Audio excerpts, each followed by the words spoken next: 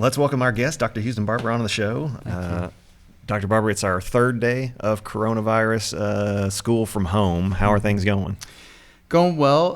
This is our first time doing non-traditional instructional days. We are providing supports for our families, our students, and it's a new opportunity for us. But we do feel like that we're trying to reach out as best as possible and work with our kids and families. We recognize there's going to be a challenge for several days. The positive news is that we are providing food for our families, and I wanted to mention again those times because we want to make sure our families get that opportunity. We're going to do it every day, all the way through Monday through Friday until April 10th at this point. We have breakfast from 8:30 to 9 at King Center, and lunch is 11 to 11:30 at King Center. We do Leathers Field, 9:15 to 9:45 for breakfast, and 11:45 to 12:15, I believe, at Leathers Field. Breakfast is 8:30 to 9 at Bell Point Baptist parking lot, as well as lunch is 11 to 11:30 there. And then we do Walter Todd parking lot from 9:15 to 9:45 for breakfast, and lunch is 11:45 to 12:15.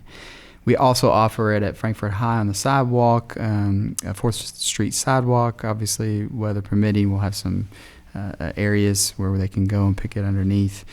Drive by, so to speak, get it, pick it up. But it's 8:30 to 9:30 for breakfast, and then 11 to 12 for lunch. And so we've been very active in getting access to our families for that opportunity. We've shared that graphic of the locations on our Facebook page, and we will continue to do that throughout. So just can you share with us for a minute about why that's important, why you're doing that?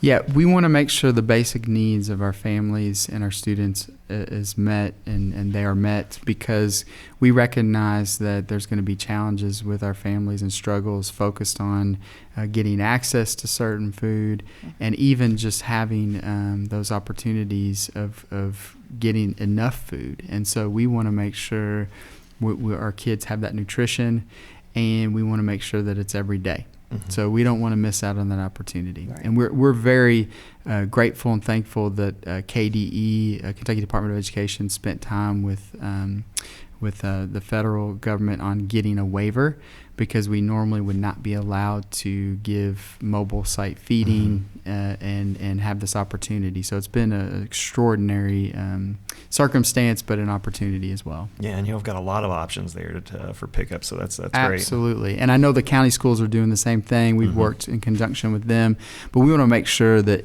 no matter what school system kids are in, if you're 18 and under, you're going to get fed. Yeah, that's awesome. I think a lot of us think about the kids and how this is affecting them. How are the teachers doing, and how's this affect them? It's challenging. I think, the social distancing piece, our teachers or staff are constantly working with community of students, community of people, community of parents. And so working from a distance or afar is a lot different. And I also want to mention we offer counseling services through Kentucky Counseling Center. We are going to continue those services. And so they can book appointments online through the Kentucky Counseling Center. We've provided information for our students and families, but it is necessary for them to have that mental health support. And we also are providing mental health supports for our staff and our families, because we know this is such a uncharted territory. And, I don't think there's any playbook for this. We've been up every night strategizing, and it changes so quickly.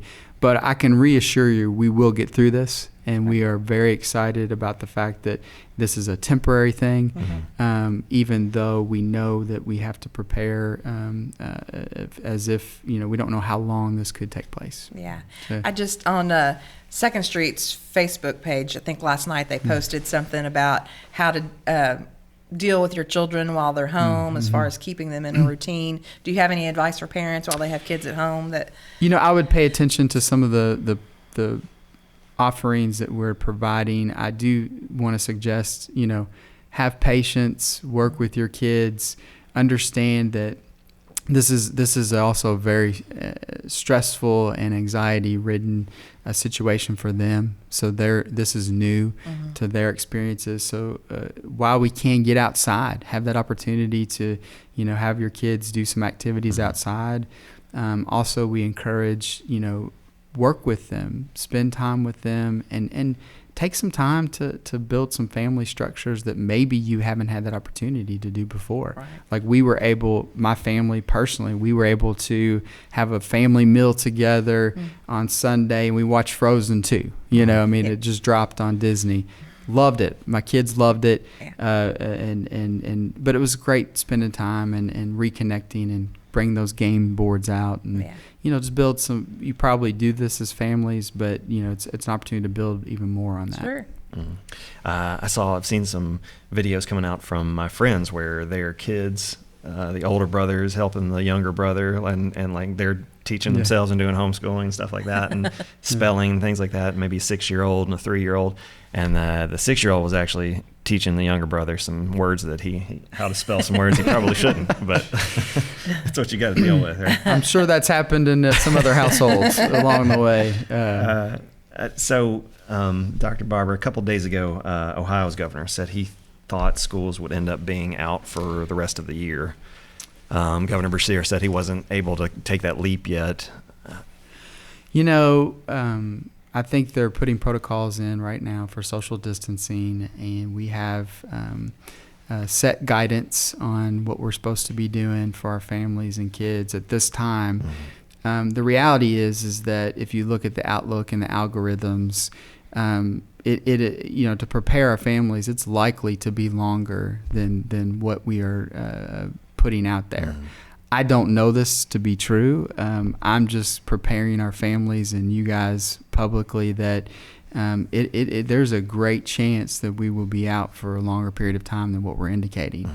We don't know, but we can only predict and prepare. And it would be good to mentally prepare for that, like you're saying. Yes. And if it doesn't happen, great. But go ahead and get ready for it. Yeah. So that's going to be a bit of a challenge for us as we work on our non-traditional instructional days. And we'll be working closely with Kentucky Department of Education as well as our families, figuring out ways that we can get supports for our kids. We hope and pray we're back in school on the 13th of April, but things are developing very quickly. And so there's a good chance that we may not be.